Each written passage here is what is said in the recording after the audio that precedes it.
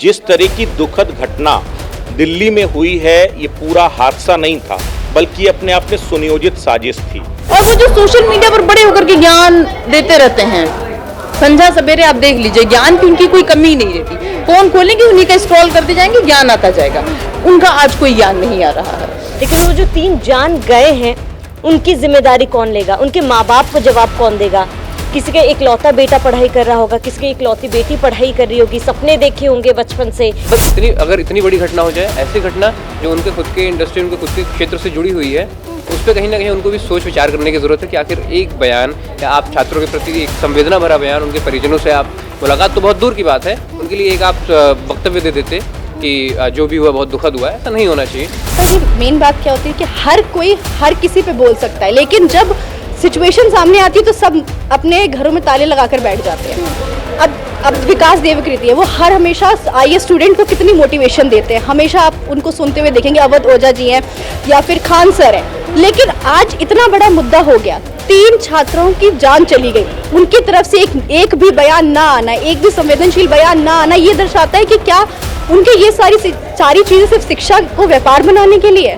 27 जुलाई को हुए हादसे के बाद से दिल्ली में जहां लगातार उन कोचिंग सेंटरों पर सवाल खड़े हो रहे हैं, लेकिन उससे ज्यादा सबसे ज्यादा अगर सवाल खड़ा हो रहा है तो इस बात पर भी खड़ा हो रहा है कि इस पूरे मामले पर आखिर जिम्मेदार कौन है। लेकिन इन जिम्मेदारी के साथ ही साथ सोशल मीडिया पर एक लगातार चर्चा है और सवाल है कि जो छात्र हितैषी बनते हैं वो टॉप क्लास के टीचर्स आखिर इस सारे मुद्दे पर चुप क्यों हैं? क्योंकि नीट के मामले पर भी देखा गया था कि किस तरीके से लगातार ये सारे टीचर आकर के सरकार को घेरते हुए साफ तौर पर दिखे थे कि बच्चों के साथ गलत हो रहा है। लेकिन जब कोचिंग सेंटर्स पर बात आती है, जो इलीगल तरीके से कोचिंग सेंटर्स चल रहे हैं, आखिर उन पर जब कार्रवाई होने की चर्चा होती है तो बड़े बड़े जितने भी शिक्षक हैं वो चुप्पी क्यों साध लेते हैं? ये सबसे बड़ा सवाल है। फिर वो चाहे दिव्यकीर्ति हो, चाहे फिर खान सर हो, या फिर अलग पांडे हो, अवध हो, ऐसे तमाम बड़े शिक्षक हैं जो इस पर पूरी तरीके से चुप्पी साधे हुए हैं। लेकिन इसी पर ही चर्चा करने के लिए आज हम वरिष्ठ पत्रकारों से और यहाँ तमाम पत्रकारों से चर्चा करेंगे कि आखिर इस पूरे मामले पर सबसे बड़ी जिम्मेदारी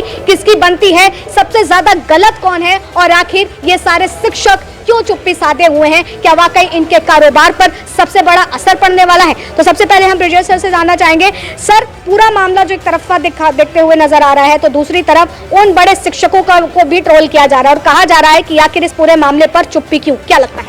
आस्था, सबसे बड़ी बात यह है कि जिस तरह की दुखद घटना दिल्ली में हुई है, ये पूरा हादसा नहीं था, बल्कि अपने आप में सुनियोजित साजिश थी।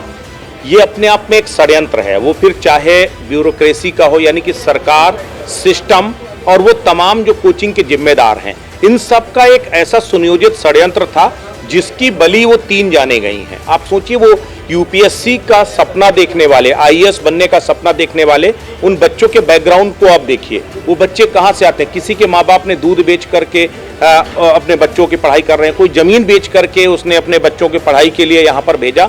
क्या सपना था इन सब का कि वो एक ब्यूरोक्रेट्स बनेंगे, आईएएस, आईपीएस या पीसीएस अधिकारी बन करके जो है वो समाज का, घर का और देश का नाम रोशन करेंगे। लेकिन हुआ क्या? वो उसी सिस्टम के शिकार हो गए। कल उसी सिस्टम को चलाने वाले वो सारे लोग थे, यानी यही आईएएस, आईपीएस लोग ही पूरा इस सिस्टम को चलाते हैं, लेकिन वो सारे लोग शिकार हो गए। अब एक पहलू तो ये है, दूसरा पहलू ये है कि जो अपने आप को छात्रों के हितैषी कहते हैं, वो तमाम वो सारे जो सोशल मीडिया पर बेहद पॉपुलर हैं। आप दिव्यकीर्ति का आप उठा करके देखिए, जो है आपको रोज जो है एक नया कोटेशन आएगा, सिस्टम पर सवाल उठाएंगे, कहेंगे कि नाइंसाफी हमें बर्दाश्त नहीं है। अवध ओझा की बात कीजिए, जो कहते हैं राजा बनाते हैं, वो कहते हैं कि हम राजा बनाते हैं, राजा कैसे बनते हैं जो है उस सिस्टम बताते हैं, पूरे सिस्टम को करप्ट बताते हैं। अभी अलग पांडे को, नीट को लेकर के उन्होंने कहा सरकार ने नाइंसाफी की, छात्रों के भविष्य के साथ खिलवाड़ किया। लेकिन हुआ क्या? जब इन सब के, जब आप सोशल मीडिया पे मीम्स देखते हैं, आप अलग अलग तरह के रील्स देखते हैं, तो आपको लगता है कि ये छात्रों के इनसे बड़ा हितैषी तो कोई है ही नहीं। लेकिन होता क्या है, जब ये पूरा हादसा होता है, एक भी इन बड़े दिग्गज स्वनाम धन्य जो शिक्षक हैं या शिक्षकों, छात्रों के हितैषी हैं, एक भी ट्वीट तक नहीं आता, एक सिंपैथी के 2 बोल नहीं बोल पाते। एक बार भी उस दर्द पर मरहम लगाना तो दूर की बात है, आप ये नहीं कह सकते, उसकी भर्त्सना नहीं कर सकते। तब आप सोचिए कि आप शिक्षक हो, व्यवसायी हो, कॉरपोरेट हो, आपके लिए क्या जरूरी है? छात्रों की जिंदगी, छात्रों का हित, या सिर्फ आपका व्यवसाय? तो क्या लगता है सर कि लगातार आज के समय जो वर्तमान समय में स्थिति पैदा होती जा रही है, क्योंकि ये पहला मर्तबा ऐसा मामला नहीं है, हमने दिल्ली के मुखर्जी नगर में भी देखा था पिछले साल किस तरीके से शॉर्ट सर्किट हुआ था। तो यकीनन जो कोचिंग सेंटर के नाम पर एक शिक्षा को व्यापार बना लिया गया है, ये कितना हानिकारक हो सकता है? आस्था, सबसे बड़ी बात यह है कि राइट टू एजुकेशन में प्राइमरी से लेकर के ग्रेजुएशन तक जब छात्र किसी क्लासरूम में पढ़ेगा तो कितना छात्र एक क्लासरूम में बैठ सकेंगे, कितने शिक्षक उसके लिए उनको पढ़ाना जरूरी है, ये बाकायदा मानक तय किया गया है। तब भला कोचिंग में ये मानक क्यों नहीं? 600 बच्चे, 800 बच्चे एक एक कोचिंग पर सिर्फ इसलिए भर लिए जाते हैं ताकि उनको उनसे मोटी फीस मिलती है। उनके लिए मानक क्यों नहीं तय होते कि एक कोचिंग में 30, 40, 50 बच्चों से ज्यादा नहीं होंगे, उनके लिए फैसिलिटीज होंगी। आप सिस्टम जिम्मेदार है। आप देखिए, नोटिस तो आपने एमसीडी ने दे दिया, लेकिन उन नोटिस को उन्हें भी मालूम है कि नोटिस देकर हमने अपनी नौकरी बचा लिया और आप तो माल कमा ही रहे हो। आप केवल एडमिशन करने पे, जितने भी बड़े बड़े ये लोग हैं, ये अपने सोशल मीडिया में अपनी ब्रांडिंग करके ये केवल और केवल अपनी दुकानें चला रहे हैं। अगर इन्हें छात्रों से कुछ भी, छात्रों के हितों से कोई भी सरोकार होता तो ये छात्रों के लिए क्या कुछ सुविधाएं हो सकती हैं। आज भी ना जाने कितनी फिल्में मुखर्जी नगर या फिर जो है किस तरह से कोचिंग सेंटर्स को लेकर के बनी है वेब पर, जो है वो फिल्में दिखाती कि किस तरह दारिद्र जीवन जी रहे हैं वो तमाम छात्र। आप सोचिए कि आपने बड़े बड़ी इमारतें तो खड़ी कर लिया, लेकिन उन इमारतों में किस तरह जानवरों की तरह बच्चों को पढ़ाया जाता है, ठूसा जाता है 5-5, 6-6 बच्चों को। आपने चारों तरफ माइक लगा दिए और बच्चे खड़े हैं, बैठे हुए हैं, आपका लेक्चर सुन रहे हैं। क्या आपने कभी कोशिश की उन्हें किस तरह फैसिलिटेट करना है, किस तरह उन्हें बेहतर सुविधाएं देनी है, किस तरह से एक टाइम मतलब एक स्टूडेंट को लिमिटेड करना जिससे कम से कम इस तरह के हादसे ना हो? तो क्या लगता है सर कि लगातार जो शिक्षकों की अभी हम बात भी कर रहे हैं, सोशल मीडिया पे इतने एक्टिव रहते हैं, यही जो युवाओं के भविष्य को उजागर करने का काम करते हैं और कहीं अब देखा जाए यही अंधकार में नहीं ले जा रहे हैं साफ तौर पर? आस्था, सबसे बड़ी बात यह है कि जिनको हम सिर माथे पर बिठा रहे हैं, जब तक आप उनको उनकी हकीकत का एहसास नहीं कराओगे कि आपको शिक्षक से भगवान हमने बनाया है। आपको 4 बच्चों से आपने कोचिंग क्लास शुरू की थी और 4000 बच्चों तक या 40,000 बच्चों तक आपकी कोचिंग को हमने पहुंचाया है। और अगर आप हमारी ही नहीं सुन सकते, हमारी नहीं समझ सकते, तो आपको फिर कॉर्पोरेट बनने का कोई हक नहीं। हमने शिक्षक चाहा था, कॉर्पोरेट नहीं चाहा था, और ये बात बिल्कुल तय हो गई है। मुझे लगता है सभी ये स्वनामधन्य शिक्षकों को सामने आकर के न सिर्फ इस पूरी घटना की भर्त्सना करनी चाहिए, बल्कि शपथ भी लेनी चाहिए कि अब कम से कम इन भविष्य के कर्णधारों के साथ इंसानों जैसा बर्ताव करेंगे। ठीक है, तो साफ तौर पर आप सुन सकते हैं कि कहीं ना कहीं ये जो सवाल है ये वो से बेहद सवाल नहीं है, बल्कि इन सवालों पर और एक ऊंचे स्तर पर चर्चा होनी चाहिए। हमारे साथ श्रावणी जी भी हैं जो लगातार इन खबरों पर बनी हुई हैं, सुबह से ही इन सारी चीजों को लेकर के वो हर एक शख्स से सवाल भी कर रही हैं। श्रावणी जी, क्या लगता है सबसे ज्यादा इस पर जिम्मेदारी किसकी बनती है? इस हादसे का सबसे ज्यादा जिम्मेदार कौन है?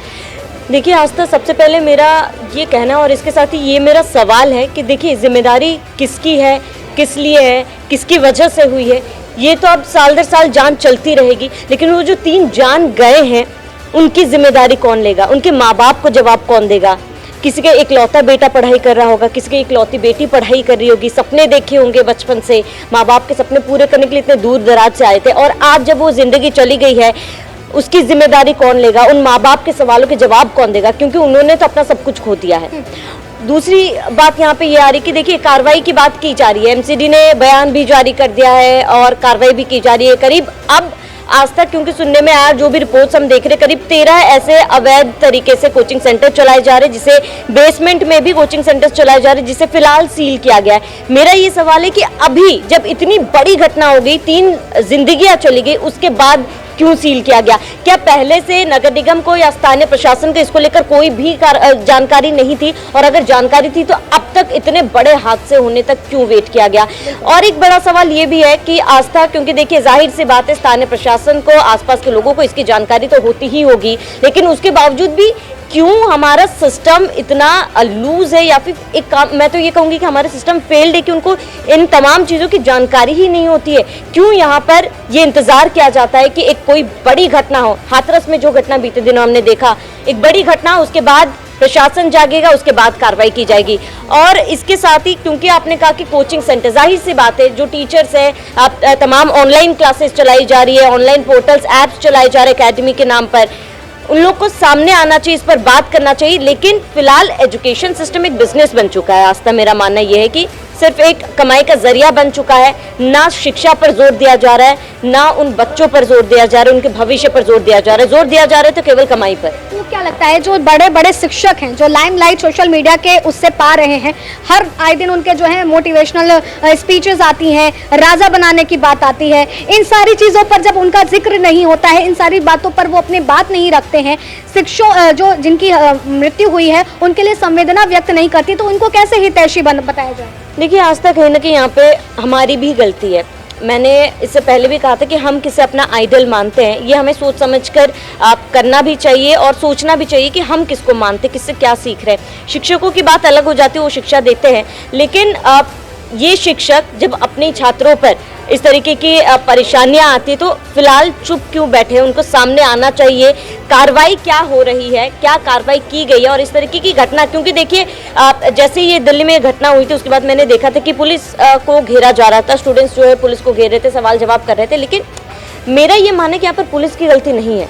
पुलिस को पता चला वो आगे की कार्रवाई करेगी, लेकिन प्रशासन जो परमिशन देता है, जिसके अंडर तमाम चीज़ें आती हैं, उनकी ये जिम्मेदारी होती है। और इसके साथ ही क्योंकि आपने कहा कि हम कथावाचक को सुनने जाते हैं, हम शिक्षकों को सुनने जाते हैं, मुझे लगता है कि हमें निजी स्तर पर जागरूक होना चाहिए। इससे पहले भी हमने कोई भी सोशल मीडिया इन्फ्लुएंसर्स की बात कर ले, वो अपनी कमाई कर रहे हैं, वो अपना बिजनेस कर रहे हैं, हम भी काम कर रहे हैं, हम भी कमाई कर रहे हैं, उनका एक जरिया है काम करने का, कमाई करने का, लेकिन हमें अपने स्तर पर जागरूक होना चाहिए, इन तमाम चीज़ों को लेकर अपडेट होना चाहिए। लेकिन अब क्योंकि ये केस बिल्कुल ही अलग है, छात्र अपना भविष्य बनाने के लिए दूर दराज से आ रहे हैं, ये केवल ये सिस्टम का फेलियर है, क्योंकि अब सवाल खड़े किए जा रहे हैं नगर निगम पर भी। जाहिर सी बात है, एमसीडी अभी क्यों जाग रहा है?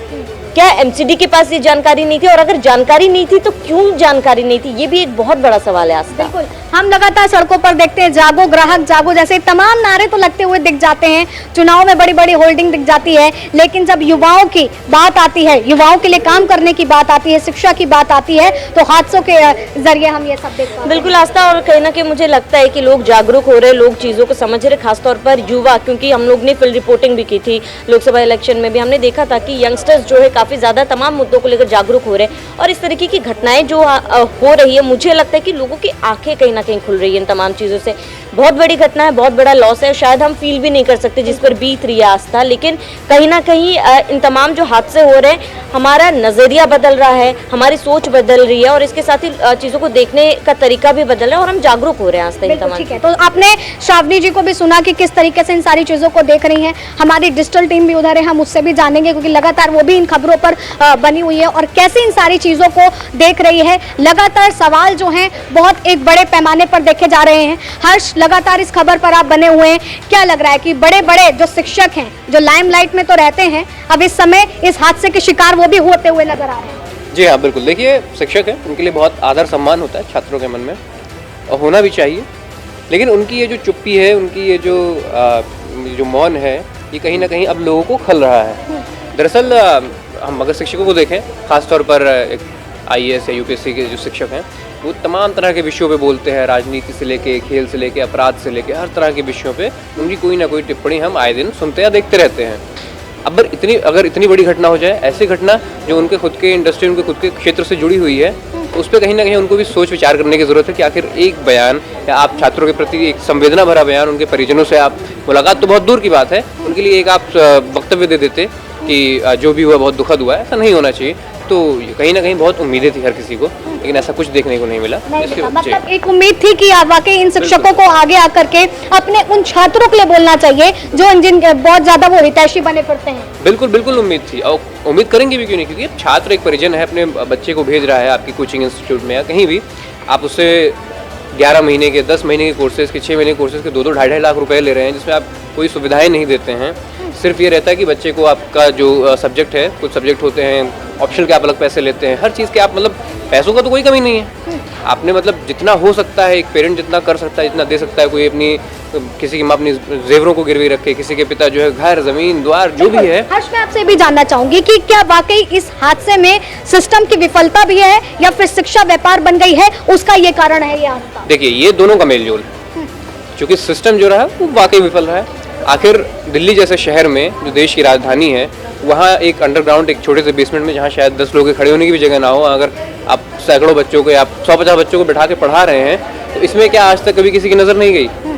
ये भी कुछ रिपोर्ट्स आई थी ट्विटर पे कि कुछ छात्रों ने पहले ही आगाह किया था इस बारे में, प्रॉपर कंप्लेन की गई थी, उस पर भी कोई एक्शन नहीं लिया गया। तो इसमें प्रशासन की भी बहुत बड़ी गलती है, साथ ही साथ जो इंस्टीट्यूट है उसकी तो है ही, कहीं ना कहीं हम जितने भी इंस्टीट्यूट्स हैं, जितनी भी सारी चीज़ें, उन हर किसी को जिम्मेदार ठहराया जाना चाहिए। आप इतने पैसे लेते हैं, आप कुछ नहीं देते, छात्रों को रहने की जगह छोड़िए, कुछ भी मतलब लाइब्रेरी तक के भी आप अलग चार्जेस लेते हैं। आप अपने इंस्टीट्यूट में जो लाइब्रेरी दे रहे हैं जहाँ पे छात्र बैठ के पढ़ सके कुछ बेसिक सुविधाओं के साथ, वो उसके भी अलग चार्जेस हैं। छात्र आता है, उसको रहने खाने की जो है जगह नहीं है, वहाँ देखिए माफिया एक नहीं चल रहा है, शिक्षा माफिया एक है, इसने जन्म कितने माफियाओं को दिया है। वहाँ पे साथ में साथ एक जो है हाउसिंग माफिया जो चल रहा है कि छात्र आते हैं, आप छोटी सी रूम होता है उसमें 2 बेड डल जाते हैं और एक रूम का जो है आप 2 बच्चों से 50-50 हज़ार 20-20 हज़ार रुपए तक किराया लेते हैं, जिस हिसाब से आप सुविधाएं देते हैं। ये सारी चीजें हमने राजस्थान के कोटा में भी देखी थी।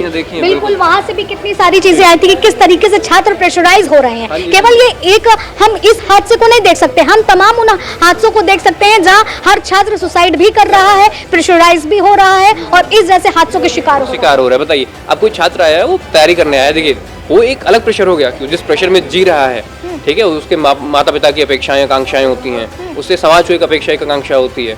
उसके बाद अगर इस तरह के ऐसे हालात में वो अपनी जान गंवा रहा है, अच्छा ये तो मान लीजिए केवल 3 छात्रों ने जान गंवाई, कल को बहुत बड़ा हादसा भी हो सकता था। जाने को, चूंकि आपने नीचे बायोमेट्रिक लगा रखा है बेसमेंट में, एक इलेक्ट्रिक गेट है, जो लाइट चली जाए या कैसे खोलेंगे आप? इतना तेज है पानी का बहाव, कैसे खोलेंगे? वहाँ कोई ऑल्टरनेटिव रूट नहीं हो सकता। तो ये तो बहुत समझ लीजिए बहुत बेसिक्स है, उसमें फॉल्ट ये है कि आपको बेसमेंट में नहीं चलाना था। बिल्कुल ठीक है हर्ष, देखो साफ तौर पर आपने हर्ष को भी सुना और इसी के साथ ही साथ जहां ये शिक्षक एक बड़े मुद्दे बन गए हैं, तो वहीं दूसरी तरफ सबसे बड़ा सवाल उस सियासत को भी लेकर के देखा गया। वो कहते हैं ना कि अब पछताए होत क्या जब चिड़िया चुग गई खेत, यानी कि हादसा तो हो गया, तो अब संवेदनाएं देने की जरूरत क्या पड़ती है, क्योंकि प्रशासन की भी जिस तरीके से इसमें गलतियां दिख रही हैं वो तमाम चीजें हैं। लगातार तमन्ना आप भी नजर बनाए हुए हैं, आप लगातार उस बात पे भी चर्चा कर रही थी, एनओसी ये होना ज़रूरी है कोचिंग सेंटर्स के लिए, कि आखिर क्या है ये पूरा, ये चीज़ें सबसे पहले आप बताइए। देखिए, सबसे पहले अगर हम लोग इसमें बात करें तो फायर सर्विसेज की तरफ से एनओसी प्रोवाइड की जाती है जब आप बेसमेंट में, चाहे आप साड़ी की दुकान खोल रहे हैं या कोई भी स्टोर खोल रहे हैं। और पहली बात तो ये कि इस जो फायर सर्विसेज की तरफ से एनओसी दी जाती है उसमें बेसमेंट पार्किंग और बेसमेंट के अंदर स्टोर सामान रखने की एनओसी दी जाती है। किसी भी कोचिंग सेंटर की अगर आप परमिशन ले रहे हैं या साड़ी या कोई भी रिटेलर शॉप खोलने की परमिशन ले रहे हैं, तो उसके लिए फायर सर्विसेज पहले खुद आएंगी, उस जगह का पूरा मुआयना लेंगी, उसके बाद ही आपको एनओसी प्रोवाइड की जाती है। अब यहाँ पर देखना ये है कि इस कोचिंग सेंटर का पहली बात तो ये बहुत, इसका जो बेसमेंट है, जो लाइब्रेरी है, वो बहुत छोटी थी, जो कि एनओसी के लायक थी ही नहीं, पहली बात। और इसमें दो चीज़ें निकल कर आ रही है। पहली बात तो ये कि अगर इसके लिए एनओसी दी गई तो किस बेसिस पे दी गई, अगर ये एनओसी नहीं दी गई तो एक कोचिंग सेंटर की लाइब्रेरी वहाँ पर कैसे मौजूद है और क्यों चलाई जा रही है? एक तरीके से तो ये इलीगल काम हो गया। ठीक है, इलीगल तरीके से आपने इसको देखा, एनओसी का भी जिक्र किया, बड़े बड़े शिक्षकों को भी इसमें मोहरा बनाया जा रहा है और कहा जा रहा है जो छात्र हितैषी बनते फिरते हैं वो आज कहाँ हैं? क्या वाकई आज का ये हादसा एक शिक्षक किस तरीके से व्यापार में तब्दील होती चली गई, वो भी एक बड़ा मुद्दा है। देखिए आस्था जी, मेन बात क्या होती है कि हर कोई हर किसी पे बोल सकता है, लेकिन जब सिचुएशन सामने आती है तो सब अपने घरों में ताले लगाकर बैठ जाते हैं। अब विकास देवकृति है, वो हर हमेशा आईएएस स्टूडेंट को कितनी मोटिवेशन देते हैं, हमेशा आप उनको सुनते हुए देखेंगे, अवध ओझा जी हैं या फिर खान सर हैं। लेकिन आज इतना बड़ा मुद्दा हो गया, 3 छात्रों की जान चली गई, उनकी तरफ से एक भी बयान ना आना, एक भी संवेदनशील बयान ना आना, ये दर्शाता है कि क्या उनके ये सारी चीज़ें सिर्फ शिक्षा को व्यापार बनाने के लिए? क्या शिक्षा सिर्फ व्यापार बनकर रह गई आज के टाइम पर? क्या शिक्षा के साथ जो छात्र है उनके प्रति उनकी कोई संवेदना नहीं है? आज जो इतना बड़ा धरना लेकर चलते हैं कि आईएएस ऑफिसर बनेंगे तो ये करना चाहिए, वो करना चाहिए, आज 3 छात्रों की जान चली गई और वो एक बयान देने के लिए राजी नहीं है। बिल्कुल, साफ तौर पर आप तमन्ना को भी सुन रहे थे। यकीनन जब इस बातों का जिक्र होता है तो ये सवाल खड़े होने जायज बन जाते हैं कि आखिर छात्र हितैषी बनने वाले शिक्षक जो कि कहीं ना कहीं एक गुरु का सम्मान वो छात्र उनको देते हैं, लेकिन आज इस बड़ी घटना पर उन्होंने चुप्पी साधी हुई है। युवी, क्या लग रहा है कि ये चुप्पी एक बहुत बड़ा साइन है कि उनके कारोबार पर असर पड़ेगा?